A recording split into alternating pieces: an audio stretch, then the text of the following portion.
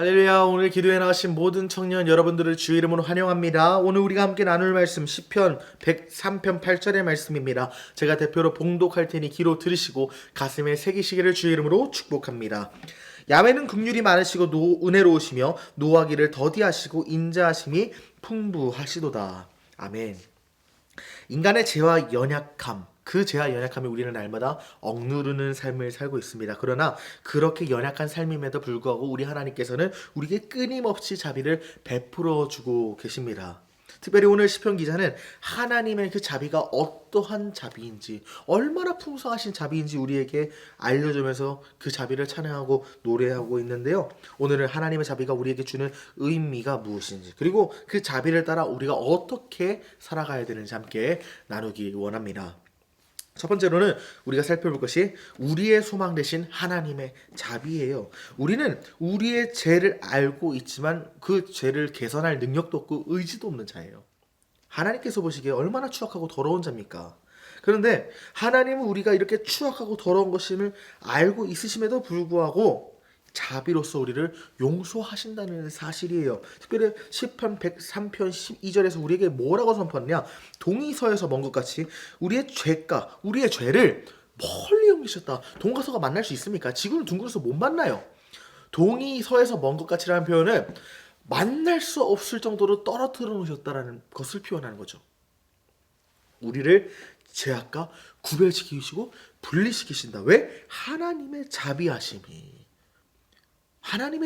그렇게 만든다는 거예요. 만약에 하나님이 자비가 없으신 분이라면 우리를 죄에서 옮겨놓은 분이 아니에요. 오히려 우리가 죄악과 뗄래야 뗄 수 없는 사이임을 우리에게 고발하시면서 우리를 정죄하시고 심판하실 텐데, 하나님의 자비하심이 우리를 길이 참으시고 용납하셔서 우리가 죄를 싸워 승리할 때까지 우리에게 힘과 능력을 주시고 인내하신다는 겁니다. 그리고 궁극적으로 동이 서에서 먼 것 같이 우리 죄를 옮기시는 분이라는 거예요. 하나님의 자비가 심판이 아닌 구원을 가능하게 한다는 것이죠. 그런데 특별히 그리스도의 삶에서 이 자비가 나타났습니다. 예수님의 삶에서 하나님의 이 죄를 없애시고 죄를 멀리하게 만드시는 심판자 하나님이시자 사랑의 주의 하나님의 자비가 드러났어요. 예수님의 삶은 완전한 자비의 본보기였거든요. 예수님이 어떤 삶을 사셨습니까? 병든 자를 고치시고 죄인을 용서하시면서 잃어버린 자를 되찾으셨죠. 여기서 우리는 하나님의 자비를 볼 수 있습니다. 우리가 앞서 말했던 것처럼 하나님은 자비로우신 분이기 때문에 죄인을 죄로 심판하기 이전에 먼저 인내하시고 기회 주시고 자비로서 돌이킬 기회를 주신단 말이에요. 예수님께서 그랬던 거예요. 병든 자를 버리지 않고 병을 고쳐주셨습니다. 죄인을 버리지 않고 죄인의 죄를 용서해 주셨습니다. 잃어버린 자를 버리지 않고 다시 되찾으셨다는 거예요. 하나님의 자비가 바로 예수님의 삶을 통해서 우리에게 드러났습니다. 그러므로 여러분, 우리가 낙담하지 않을 것은, 우리가 아무리 죄 가운데 있어도, 우리가 아무리 문제 가운데 무너져도, 아무리 쓰러지고 번민할지라도 예수 그리스도의 신실하신 자비가 나를 결코 놓지 않는다는 사실을 믿어야 돼요. 하나님은 결코 나를 놓지 않는다는 사실을 믿음으로 간구하고 믿음으로 우리가 확신할 때 우리는 그 믿음 가운데서 평안과 담대함을 얻을 수 있습니다. 요한복음 8장의 가늠한 여인에 예수님께서 어떻게 하셨어요? 내치지 않았습니다. 예수님 용서했죠. 우리의 삶이 그래야 된다는 겁니다. 날마다 영적 가늠하는 우리의 삶, 예수님의 자비를 의지하여 다시금 회복의 기회를 얻고 예수님의 자비를 의지하여 다시금 거룩하게 살아갈 기회를 얻어 거룩한 삶을 실천해야 한다는 것이죠. 그러므로 우리는 어떻게 살아야 합니까? 하나님의 자비를 경험한 우리는 이제 그 자비를 먼저 누려야 돼요. 내가 죄 가운데 있는 죄인이라는 사실도 인정은 해야 되지만 그리스도가 나를 죄악으로부터 해방시키셨다는 사실도 우리 잊지 말아야 됩니다.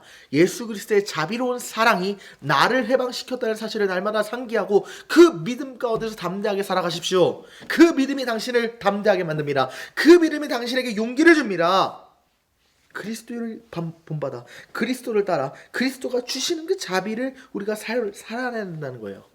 그리고 누려야 된다는 거죠. 그리고 궁극적으로 뭐 해야 됩니까? 그리고 궁극적으로 뭐 해야 됩니까? 진정 자비를 누리는 것은 나 혼자 자비 안에 거하는 것이 아니라 남들에게 그 자비를 전하고 흘려보내는 겁니다. 우리가 수많은 잃어버린 백성들에게 하나님의 자비를 선포합시다. 그때 하나님께서 예수 그리스도의 자비를 우리의 삶을 통해 온 열방에 흘려 보내실 것입니다. 제가 대표로 기도하겠습니다. 걸어가신 하나님 아버지, 참으로 감사합니다. 사랑의 주, 자비의 주 되시는 예수님을 붙잡기 원합니다. 우리 인생의 모든 죄가를 동이 서에서 먼 것 같이 옮기시기까지 인내하시고 자비로 우리를 사랑하시고 품으시는 하나님의 신실하신 사랑을 의지합니다. 하나님, 오늘 내가 무너지고 쓰러졌을지라도 그럼에도 불구하고 다시금 기회를 주시고 다시금 승리할 은혜를 허락하시는 하나님의 자비, 예수 그리스도의 자비를 믿게 하시고 그 자비를 믿음 가운데 온전히 자비를 누려 그 하나님 죄악으로부터 자유한 삶을 살게 하시고 많은 이들이 하나님께 돌아오는 삶, 많은 이들을 하나님께 돌려보내는 삶을 우리가 살게 하여 주시옵소서. 예수님의 이름으로 간절히 주께 기도합니다. 아멘.